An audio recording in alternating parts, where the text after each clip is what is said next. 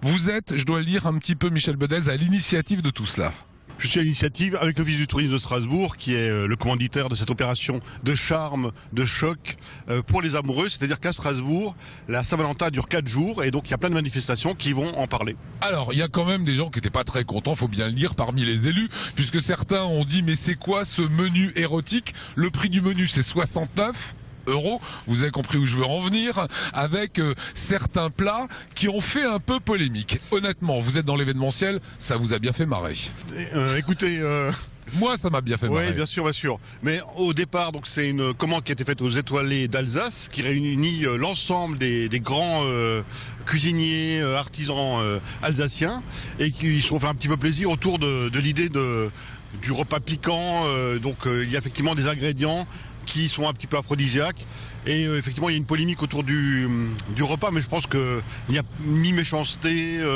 C'était un peu de fun. C'est un peu de fun, voilà. Simplement. Hein. Faut un peu de jeunesse, faut exactement. Un peu de plaisir. Un peu d'épices gargantuesques. Ouais, et quelque part, je veux dire, vos commanditaires ont aussi validé le projet. Donc ça veut dire qu'il y avait un petit peu d'humour de part et d'autre. Bien sûr, bien sûr. Puis je pense que c'est bien de faire des actions un petit peu différentes, décalées, de jouer avec les mets et les mots. Et les maîtres restaurateurs se sont pas privés, bah c'est tant mieux, quoi. Voilà, on a pu découvrir certains mets écrits, comme ça on les a pas prononcés, ça ne choquera personne. Passons à la grosse actu, ça sera demain vendredi. On peut venir se faire photographier avec sa belle?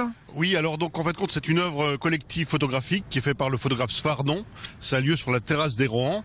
Donc on a déjà des dizaines de couples qui viennent donc se faire photographier. Ils devront s'embrasser.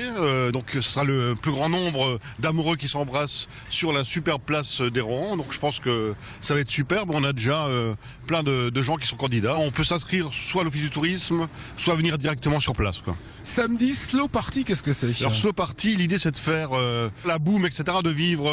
On met Hôtel California et on embrasse sa chérie, quoi. Exactement, exactement. Et ça a lieu dans la galerie de l'Aubette, donc aussi place Kléber. Donc venez nombreux et c'est du pur slow 100% pendant 3 heures. On va terminer avec dimanche. Alors dimanche, il y a les airs d'opéra célèbre, les airs amoureux d'opéra célèbre, donc qui auront un duo avec un ténor et une soprano qui vont interpréter les plus grands morceaux d'airs célèbres. Et ça a lieu à la Cité de la musique dans l'auditorium, voilà. Strasbourg, mon amour, c'est Strasbourg l'amoureuse?